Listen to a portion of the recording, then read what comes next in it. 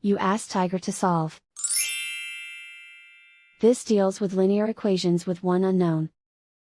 The final result is a equals -3. Let's solve it step by step. Group all constants on the right side of the equation. Add 16 to both sides.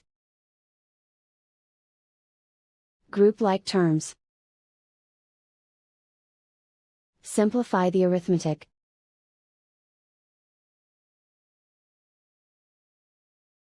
Isolate the a. Divide both sides by -7. Cancel out the negatives. Simplify the fraction. Simplify the signs. Find the greatest common factor of the numerator and denominator. Factor out and cancel the greatest common factor. And so the final result is a equals -3.